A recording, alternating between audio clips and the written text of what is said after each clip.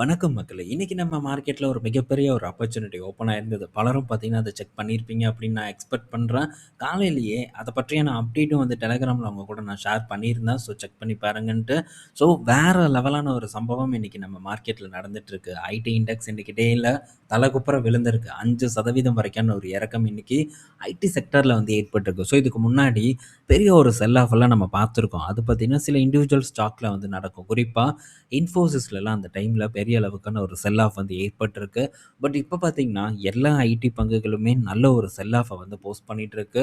அதனால மார்க்கெட்டும் இன்னைக்கு டேல நிஃப்டி 50யும் அதனால ஒரு பிரஷருக்குள்ள வந்து போயிருக்கு. ஒரு 100 பாயிண்ட்ஸ் வரைக்கான இறக்கம் இன்னைக்கு நிஃப்டி 50ல ஏற்பட்டிருக்குன்னா, அதுக்கு மெயின் ரீசனே ஐடி பங்குகள்ல தான் இருக்கு. ஸோ எனக்கு கிட்டத்தட்ட 1.25% வரைக்கான சரிவு என்னோட போர்ட்ஃபோலியோல வந்து ஏற்பட்டிருக்கு.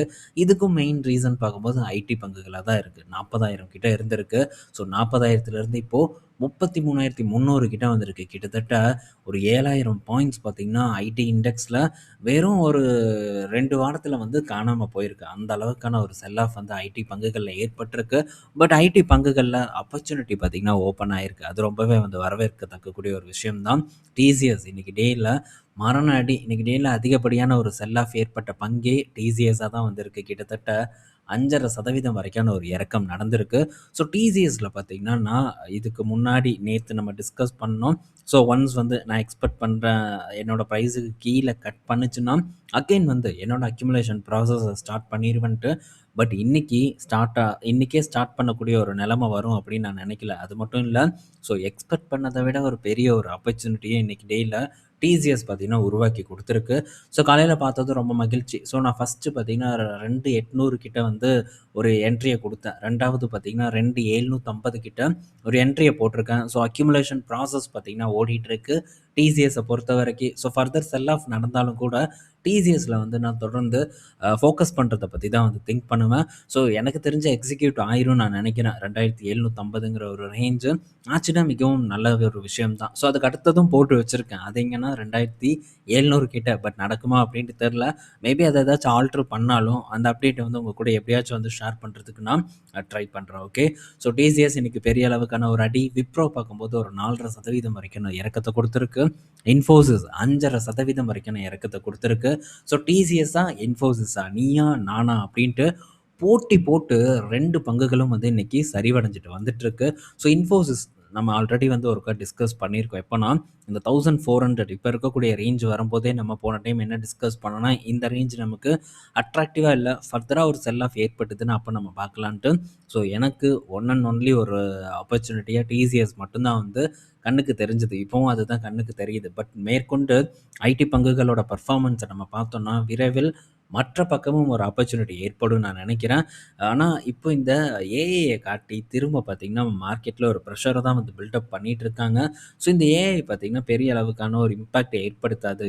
மார்க்கெட் ரொம்பவே வந்து ஓவர் ரியாக்ட் பண்ணுது அப்படின்னு தான் நான் வந்து ஃபீல் பண்றேன். எடுத்தோம் கவுத்தோன்ட்டுலாம் ஏஐ வந்து ஐடி சர்வீஸ் செக்டாரையே வந்து அழிச்சு விட்டுட்டு போயிறாது. எல்லாத்துக்கும் வந்து ஒரு காலம் இருக்கு. டைம் ஏற்படும். இதெல்லாம் நடக்கிறதுக்கு வருடங்கள் ஆகலாம். ஆனா, அதுக்கு முன்னாடியே மார்க்கெட்ல பெரிய அளவுக்கான ஒரு ரியாக்ஷன் வந்து ஏற்பட்டுட்டு இருக்கு. ஸோ மேபி அந்த மாரி நடந்ததுன்னா, ஐடில ஒர்க் பண்றவங்களோட நிலைமையெல்லாம் நெனச்சு பாருங்க. ஸோ எவ்வளோ பெரிய ஒரு இழப்பு வந்து ஏற்படும் அப்படின்ட்டு. அதனால உடனே இந்த மாரியான சம்பவங்கள் எல்லாம் ஏற்படாதுங்கிறது என்னுடைய ஒரு எதிர்பார்ப்பு. அதனால நான் ஸ்ட்ராங்கா பார்த்தீங்கன்னா, ப்ளூ சிப் கம்பெனி ஐடி செக்டார பொறுத்தவரைக்கும் குளோபலா 2ண்ட் பொசிஷன்ல இருக்கக்கூடிய டிசிஎஸ வந்து ஃபோக்கஸ் பண்றதுல எனக்கு எந்த விதமான ஒரு தயக்கமும் இல்ல. மற்ற கம்பெனிஸும் திரும்ப ஒரு ஆப்பர்ச்சுனிட்டி கிடைக்குது அப்படிங்கிற பட்சத்தில, டெஃபினட்டா அதையும் வந்து கண்ணு வைக்கிறதுக்கு நான் ட்ரை பண்ணுவேன். ஐடி பீஸ் இந்த அளவுக்கு ஒரு டிப் குடுத்தும், ஸோ 30%க்கு மேலான ஒரு ப்ராஃபிட் பார்த்தீங்கன்னா, என்னோட போர்ட்ஃபோலியோல இருந்துட்டுருக்கு. காரணம் ஒரு பெட்டர் லெவல்ல ஐடி பீஸ வாங்குறதுக்கான ஒரு ஆப்பர்ச்சுனிட்டி இதுக்கு முன்னாடி வந்து கிடைச்சது. திரும்ப நம்ம அந்த மாரியான ஒரு பெட்டர் லெவல்ல மட்டும் ஃபோக்கஸ் பண்றதுக்கு ட்ரை பண்ணணும்னா, என்னதான் மார்க்கெட்ல பெரிய ஒரு ரிஸ்க் ஏற்பட்டாலும் கூட, நம்ம ப்ராஃபிட் காணாம போகும். நம்மளுடைய அசல் பார்த்தீங்கன்னா, மேக்ஸிமம் பெரிய அளவுக்கு ஒரு சிக்கல்ல மாட்றதுக்கான வாய்ப்பு குறைவா இருக்குங்கிறது என்னுடைய எக்ஸ்பீரியன்ஸ்ல இருந்து நான் கத்துக்கிட்டது. பொறுத்திருந்து பொறுமையா எப்படி வந்து எக்ஸிக்யூட் பண்ணணும் அப்படிங்கிறத என்கிட்ட இருந்து நெறைய நண்பர்கள் கத்துக்கிருப்பீங்கன்னு நான் நெனைக்கிறேன். ஸோ பொறுமையா நம்ம எக்ஸிக்யூட் பண்றதுக்கு ட்ரை பண்ணுவோம். அப்படி பண்ணணும்னா பெரிய ஒரு இழப்பு வராது. ஆப்பர்ச்சுனிட்டியும் வரும். சம்டைம்ஸ் வந்து சில இடத்துல ஆப்பர்ச்சுனிட்டி மிஸ் ஆகலாம். அத நான் வந்து 100% வந்து ஒத்துக்குவேன். ஆனா, அப்படி மிஸ் ஆகுறத பத்தி நம்ம எதுவும் வந்து பெருசா கவலைப்படாம, பொறுத்திருந்து பொறுமையா நம்ம நெனச்ச இடத்துல பை பண்ணணும்னா, நம்ம என்ன விரும்புனமோ அந்த பொசிஷன வந்து நம்ம போர்ட்ஃபோலியோல பில்ட் பண்ண முடியும். அதுக்கு உதாரணம் இந்த டிசிஎஸ்ஸா வந்து இருக்கு. ஃபர்தரா மற்ற பங்குகள்லயும் இந்த மாரியான ஒரு ஆப்பர்ச்சுனிட்டி ஏற்படுமா அப்படிங்கிறத நம்ம பார்ப்போம். மார்க்கெட்ல நெறைய ஆப்பர்ச்சுனிட்டீஸ் வந்து நமக்கு இன்னும் வரக்கூடிய காலங்கள்ல கிடைச்சுக்கிட்டே தான் இருக்க போகுது. ஆனா, இது எல்லாத்தையும் எப்படி நம்ம யூஸ் பண்ணி ஒரு போர்ட்ஃபோலியோவ பில்ட் பண்ண போறோம் அப்படிங்கிறது தான் ஒரு முக்கியமான சேலஞ்சா வந்து இருக்க போகுது. இந்த சேலஞ்ச வெற்றிகரமா எதிர்கொள்ளணும்னா, கண்டிப்பா உங்க சைட்ல பக்காவான பிளான் இருக்கணும். என்னடா இவன் எப்ப பார்த்தாலும் பிளான், பிளான் அப்படின்னு சொல்றான். காசு வருது எது நல்லா இறங்கியிருக்கோ வாங்கிக்கலாம் அப்படின்னு தோணலாம். ஆனா, நமக்கு வரக்கூடிய காசோட இன்ஃப்ளோ அண்ட் அத வந்து நம்ம எப்படி வந்து அவுட்ஃப்ளோ பண்ண போறோம் அப்படிங்கிறது ரொம்ப முக்கியம். ரூ. 100 வருதுன்னா, ஒரு ரூ. 75 போனாலும் பேலன்ஸ் ரூ. 25 இன்னும் ஏதாச்சும் ஒரு ஆபத்தான ஒரு காலம் ஏற்பட்டதுன்னா, அந்த டைம்ல நம்ம யூஸ் பண்றதுக்கு வந்து எடுத்து வைக்கணும். அதுக்கேற்ற மாரி தான் நம்ம பணத்தையும் பார்த்தீங்கன்னா, மற்ற பங்குகள்ல முதலீடு பண்றதுக்கு ட்ரை பண்ணணும். ஸோ எப்பவுமே லிக்விடா நம்ம கையில பணம் இருக்கணும் அப்படிங்கிறத மட்டும் மைண்ட்ல வச்சுக்கோங்க. என்னதான் பெரிய ஆப்பர்ச்சுனிட்டி வந்தாலும், பஃபர் அமௌண்ட் கையில வச்சுக்கோங்க. ஏன்னா, நீங்க எதிர்பாராத டைம்ல இன்னும் ஒரு பெட்டரான ஒரு இடத்துக்கு வந்து போகலாம். ஸோ மற்ற பக்கம் பார்க்கும்போதும் சில ஆப்பர்ச்சுனிட்டீஸ் வந்து ஓப்பன் ஆகலாம். அந்த டைம்ல நம்ம கையில காசு இல்லன்னா, வித்துட்டு ஆல்ரெடி நம்ம கையில இருக்கக்கூடிய பங்குகள வித்துட்டு, ஸோ மற்ற இப்போ புதுசா வர ஆப்பர்ச்சுனிட்டீஸ்ல போடுறதுக்கான சூழ்நிலை கூட ஏற்படும். நெறைய பேர் அப்படி வந்து பண்ணுவாங்க. ஆனா அதெல்லாம் ரொம்ப தவறான ஒரு செயல். ஸோ ஆரம்பத்துல இருந்தே பக்காவா பிளான் பண்ணுங்க. பஃபர் அமௌண்ட்ட முடிஞ்ச அளவுக்கு வந்து சேஃப்டி பண்ணி வச்சுக்கிறதுக்கும் நீங்க ட்ரை பண்ணணும். ஓகே. ஸோ நெக்ஸ்ட் அப்படின்னு பார்க்கும்போது, இன்னைக்கு டேல டிசிஎஸோட சரிவுனால கிட்டத்தட்ட 10,00,000 கோடிக்கு கீழ அவங்களுடைய மார்க்கெட் கேப் போயிருக்கு. டிசம்பர் 2020க்கு அப்புறம் பார்த்தீங்கன்னா, இப்ப தான் 10,00,000 கோடிக்கு கீழ டிசிஎஸோட மார்க்கெட் கேப் வந்து போயிருக்கு. நல்ல ஒரு விஷயம் தான். நம்ம எவ்வளவோ பேரு நமக்கு இந்த இந்த பங்குல ஆப்பர்ச்சுனிட்டியே கிடைக்காம இருந்தது. ஆனா, இப்ப வந்து இந்த ஆப்பர்ச்சுனிட்டி ஓப்பன் ஆயிருக்கிறது, நம்ம ரொம்பவே குடுத்து வச்சவங்க அப்படின்னு கூட நம்ம மனசுல எடுத்துக்கலாம். ஃபர்தரா என்ன நடக்குதுன்னு பார்ப்போம். தொடர்ந்து ட்ராக் பண்ணிட்டே இருப்போம். அப்பதான் போதுமான புரிதல் வந்து ஏற்படும். ஃபர்தரா பார்ப்போம். திரும்ப நமக்கு நல்ல ஆப்பர்ச்சுனிட்டி அக்யூமுலேட் பண்றதுக்கு கிடைக்குதா அப்படின்ட்டு. அடுத்தது பார்த்தீங்கன்னா, ஹெச்யூஎல்லோட ரிசல்ட் வந்திருக்கு. இன்னைக்கு டேல ஹெச்யூஎல் கிட்டத்தட்ட 1.5% வரைக்கான ஒரு சரிவ வந்து குடுத்திருக்கு.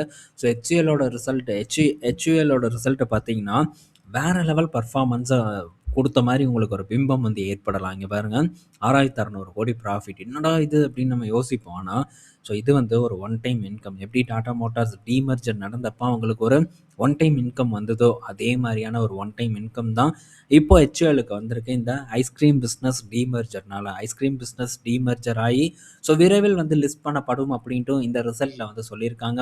என்னைக்கு லிஸ்ட் பண்ண போறாங்கன்ட்டு இன்னும் கிளீனான ஒரு அறிவிப்பு வந்து நமக்கு கிடைக்கல. நெக்ஸ்ட் பார்த்தீங்கன்னா, இந்த காலாண்டுல இந்த ஒன் டைம் இன்கம் இல்லாம இவங்களுடைய பெர்ஃபார்மன்ஸ் நல்லா இருக்கான்னு பார்த்தா, நல்லாலாம் இல்ல. ஒரு ஃப்ளாட் அண்ட் டிக்ளைன் ஆன ஒரு பெர்ஃபார்மன்ஸ தான் ஹெச்யூஎல் இந்த காலாண்டுல டெலிவர் பண்ணியிருக்காங்க. மார்ஜின் பார்க்கும்போது கொஞ்சம் சுருங்கி இருக்கு இந்துஸ்தான் யூனிலிவர பொறுத்தவரைக்கும். ரெவென்யூ பார்க்கும்போது கணிசமா வந்து உயர்ந்திருக்கு. போன காலாண்டு கூட கம்பேர் பண்ணும்போது கிட்டத்தட்ட 500 கோடி பார்த்தீங்கன்னா, உங்களுடைய ரெவென்யூ உயர்ந்திருக்கு. முன்னாடி பார்க்கும்போதும் 500 கோடி கிட்ட பார்த்தீங்கன்னா, 1000 கோடி கிட்ட வந்து உங்களுடைய ரெவென்யூ இன்க்ரீஸ் ஆயிருக்கு. இவங்களுடைய இந்த காலாண்டுக்கான வால்யூம் குரோத் அப்படின்னு நம்ம எடுத்து பார்த்தோம்னா, கிட்டத்தட்ட ஒரு 4 to 6% வரைக்கும் இருக்கு. வால்யூம் குரோத் பார்க்கும்போது ஒரு 4% கிட்ட இருக்கு. ரெவென்யூ குரோத் பார்க்கும்போது ஒரு 6% கிட்ட வந்து இந்த ஹெச்யூஎல்லுக்கு வந்து இந்த காலாண்டுல மெயின்டெயின் ஆயிருக்கு. செக்மெண்ட் வைஸ் பெர்ஃபார்மன்ஸ்ன்னு நம்ம எடுத்து பார்த்தோம்னா, இந்த காலாண்டுல ஹோம் கேர் பிசினஸ் மட்டும் தான், ஹோம் கேர் செக்மெண்ட் மட்டும் தான் கொஞ்சம் சுமாரான பெர்ஃபார்மன்ஸ் ஒரு 3% வந்து குரோத்த குடுத்திருக்கு. ஆனா, எல்லா செக்மெண்ட்டும் பார்த்தீங்கன்னா, சிங்கிள் டிஜிட் குரோத்த தான் குடுத்திருக்கு. எந்த ஒரு செக்மெண்ட்டும் டபுள் டிஜிட் குரோத்த வந்து ஹெச்யூஎல்லுக்கு இந்த காலாண்டு குடுக்கல. சிங்கிள் டிஜிட் குரோத்லயே கொஞ்சம் சுமாரான குரோத் இந்த ஹோம் கேர் யூனிட்ல வந்து ஏற்பட்டிருக்கு. 2வது பியூட்டி அண்ட் வெல் பீயிங் பார்க்கும்போது 6% குரோத் வந்து ஏற்பட்டிருக்கு. நெக்ஸ்ட் பர்சனல் கேர் பார்க்கும்போது ஒரு 6% க்ரோவ் ஆயிருக்கு. ஃபுட் பிசினஸ் பார்க்கும்போது அது ஒரு 6% வரைக்கான ஒரு குரோத்த வந்து அச்சீவ் பண்ணியிருக்கு. டீ பிசினஸ் பார்க்கும்போது மிட் சிங்கிள் டிஜிட் குரோத்த வந்து குடுத்திருக்கு. காஃபி பிசினஸ் பார்க்கும்போது டபுள் டிஜிட் குரோத்த வந்து குடுத்திருக்கு. நியூட்ரிஷன் பிசினஸ் பார்க்கும்போது இந்த பூஸ்ட், ஹார்லிக்ஸ் எல்லாம் பார்க்கும்போதும் ஹை சிங்கிள் டிஜிட் குரோத்த வந்து போஸ்ட் பண்ணியிருக்கு. பேக்கேஜ்டு ஃபுட்டான இந்த கெச்சப்பு, மயோனைஸ், சூப்பு இதெல்லாம் பார்க்கும்போதும் ஹை சிங்கிள் டிஜிட் குரோத்த வந்து குடுத்திருக்கு. ஓவராலா எந்த செக்மெண்ட்டும் வந்து இந்த காலாண்டுல டிக்ளைன் ஆகல. எல்லா செக்மெண்ட்லயும் குரோத் வந்து ஏற்பட்டிருக்கு. மார்ஜின் ஸ்லைட்லி பார்த்தீங்கன்னா டிக்ளைன் ஆனது ப்ராஃபிட்ட பார்த்தீங்கன்னா இம்பாக்ட் பண்ணியிருக்கு. பட் FY 27 FY 26 கூட கம்பேர் பண்ணும்போது பெட்டரா இருக்குன்ட்டு கம்பெனி பார்த்தீங்கன்னா, ஒரு நம்பிக்கைய தெரிவிச்சிருக்காங்க. ஸோ நடக்குதாங்கிறத வெயிட் பண்ணி பார்ப்போம். 2வது HUL வந்து இந்த காலாண்டுல ஒரு அக்யூசிஷன் பண்றாங்க. Zீவி அப்படிங்கிற ஒரு நிறுவனம். ஸோ அந்த நிறுவனத்தில பேலன்ஸ் இருக்கக்கூடிய 49% ஸ்டேக்க 824 கோடிக்கு வந்து வாங்க போறதா ஒரு அறிவிப்பு வந்து குடுத்துருக்காங்க. ஸோ மினிமலிஸ்ட்டுக்கு அப்புறம் ஒரு பெரிய ஒரு அக்யூசிஷன்னு சொல்லலாம். அது ஒரு 2000 கோடி கிட்ட இருந்தது. இது ஒரு 824 கோடி கிட்ட இருக்கு. ஸோ இதுக்கு முன்னாடி 51% ஸ்டேக்க HUL வந்து ஹோல்டு பண்ணிட்டு இருக்காங்க. இந்த Zீவி பார்க்கும்போதும் ஒரு நல்ல கணிசமான வருவாய் வளர்ச்சிய வந்து சந்திச்சுட்டு இருக்கக்கூடிய ஒரு நிறுவனமா இருக்கு. ஸோ அத இப்பவே வந்து வாங்கி போடுறாங்க. இது ஃபியூச்சர்ல ஒரு நல்ல பெர்ஃபார்மன்ஸ HULக்கு மேபி குடுக்கலாம்.